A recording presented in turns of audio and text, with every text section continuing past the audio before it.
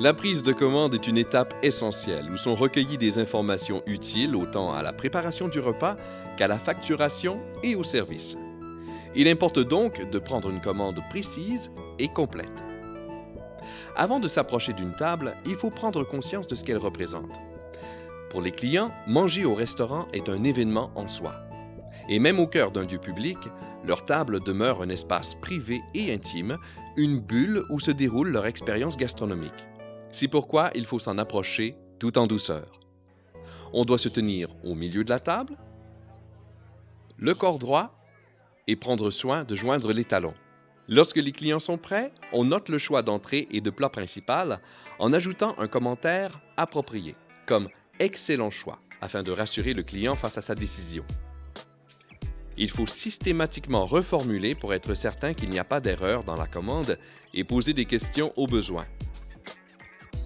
Prendre les devants et offrir des conseils peut éviter bien des problèmes et contribuer à la satisfaction des clients. Dans le cas des viandes, par exemple, il est préférable d'annoncer tout de suite le degré de cuisson suggéré par le chef. Ainsi, on évite de mettre dans l'embarras un client qui n'y connaîtrait rien.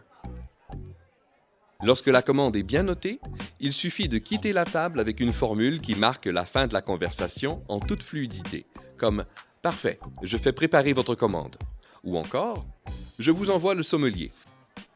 Voilà qui conclut la prise de commande. À la prochaine! La prise de commande liquide est totalement négligée, mais alors totalement, à part peut-être le côté vin, alcool. Je dis bien peut-être. Mais alors le côté soft et eau n'est absolument pas proposé. On attend que la personne demande un coca, demande un jus de fruits ou demande de l'eau. Et généralement, quand quelqu'un réclame de l'eau, on lui amène, allez, une fois sur deux, sans qu'il ait rien demandé, une carafe. C'est quand même étonnant qu'on pose une carafe d'eau sur la table. En France, je ne comprends pas qu'on fasse ce geste-là, d'autant plus que si vous amenez une carafe d'eau, on va rester avec une carafe d'eau. Quel intérêt ensuite de consommer autre chose? Et au niveau de la prise de commande, je n'ai jamais entendu un serveur ou une serveuse vous proposer deux eaux plates différentes, une eau gazeuse qui venait de tel endroit et une autre gazeuse avec de fines bulles. Non, on n'a jamais ce genre de truc. Et je trouve ça très très dommage parce que quand quelqu'un demande et avec ça vous boirez quoi, une carafe d'eau. Et c'est souvent la réponse qu'on a, alors qu'il y a des restaurants où on propose, pour les solides je parle, l'ardoise, le plat du jour, la suggestion du moment, le menu express, et dans les liquides on propose rarement, voire jamais quelque chose.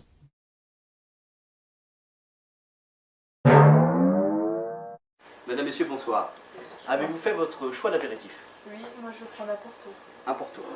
Alors, nous vous proposons un Porto blanc ou un Porto rouge? Un rouge. Un rouge. Avez-vous une préférence sur la température de service? Plutôt chambré à température ambiante ou alors plutôt frais? Un frais. Donc un Porto rouge frais. C'est noté. Mademoiselle? Moi ce sera un martini. Alors, martini rouge, au rosé ou blanc? Blanc. Blanc, servi avec un zeste de citron. Est-ce que cela vous convient? Oui, c'est bon. Au niveau de la température de service, avez-vous une préférence plutôt à température ambiante ou alors légèrement frais? Frais. Sans glaçon? Oui. Donc, un martini blanc frais, sans glaçon, c'est noté. Madame? Moi je cherche quelque chose de doux, d'un peu sucré. Alors je pense que par rapport à cela, je peux vous proposer un muscat-baume de Rivesaltes. Muscat-baume de Venise, pardon. Ce sera très bien, muscabaume de Venise. C'est Légèrement sucré. D'accord, très bien. Température, vous avez une préférence? Je sais pas, ça sert à quelle température? Alors ça peut servir à température ambiante, ça va augmenter l'effet sucré, ou on peut vous faire légèrement frais, et dans ces cas-là, ça va compenser un petit peu. D'accord, mais un peu Je pense que légèrement frais, c'est bien. Voilà. Très bien, c'est noté. Et pour terminer, monsieur? Un Ricard aussi. Un Ricard, parfait.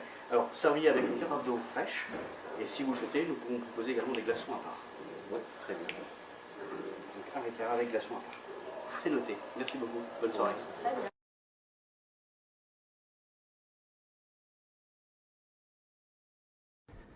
Bonjour, je suis Franck Février et aujourd'hui je vais vous expliquer donc comment vendre plus facilement au restaurant. Je vais vous donner donc 3 astuces et une technique qui vont vous permettre de faciliter votre proposition. Proposer, c'est vendre, c'est ce qu'on dit.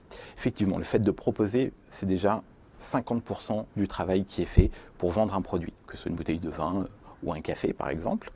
Le fait de proposer vous permet déjà de créer un échange et un début de discussion avec votre client. Ça va vous permettre aussi éventuellement de le renseigner sur les questions qu'il aurait sur la carte ou sur un produit. Et surtout, si vous avez une bonne écoute, ça va vous permettre donc de répondre à ses attentes et donc de lui proposer quelque chose de ciblé et qui corresponde à son besoin.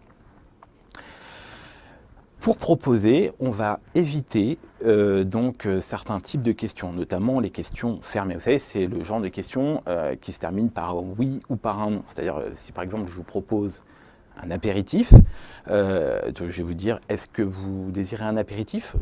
Le client va se retrouver obligé de me dire oui ou non, et s'il me répond non, ça risque d'être compliqué pour moi ensuite de lui proposer autre chose sans être lourd et pesant. Voilà, donc on va éviter ce type de questions, parce qu'en plus, même si le client vous répond oui éventuellement, vous allez être obligé de lui proposer quelque chose. Donc commençons tout de suite par proposer quelque chose. On va aussi éviter donc les formulations interrogatives, pardon. Donc, vous savez, c'est quand vous arrivez à la fin du repas, par exemple, votre client vous a dit qu'il était pressé, et puis, puisqu'il était pressé, vous lui dites, bon, vous ne voulez pas de café. Donc là, à 80%, votre client, il vous répond, bah non.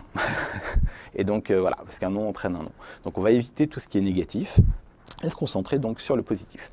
Donc, moi, je vous propose plutôt de poser des questions ouvertes. Vous savez, c'est des questions qui font travailler un petit peu l'imaginaire du client. Il commence à se projeter sur comment il pourrait finir son repas, par exemple. Alors, qu'est-ce qui vous ferait plaisir pour terminer votre repas? Et là, votre client va commencer à envisager autre chose et de manière positive. Et c'est là où je vous apporte une technique. Donc, c'est la proposition alternative. C'est, vous savez, le fait d'utiliser le « ou » en fait, et de proposer deux produits différents. Si je garde l'exemple de la fin du repas, qu'est-ce qui vous ferait plaisir pour terminer votre repas? Est-ce que vous préférez un café, un thé ou une infusion? Et ça va vous permettre donc de faire plusieurs propositions dans ce que vous proposez et de garder votre client dans un cercle vertueux. D'accord? S'il n'en veut pas, il vous le dira, mais par contre, vous ne le proposez pas. Voilà. Cette proposition alternative va donc aide le client à choisir, ça lui permet de le diriger, donc de gagner du temps aussi, et ça permet d'adoucir la vente. Donc, pour vendre, il faut proposer, c'est 50% du travail, poser des questions ouvertes et utiliser la formulation alternative. Voilà, c'est à vous de jouer maintenant. Je vous souhaite une très bonne journée et merci de votre écoute. À bientôt.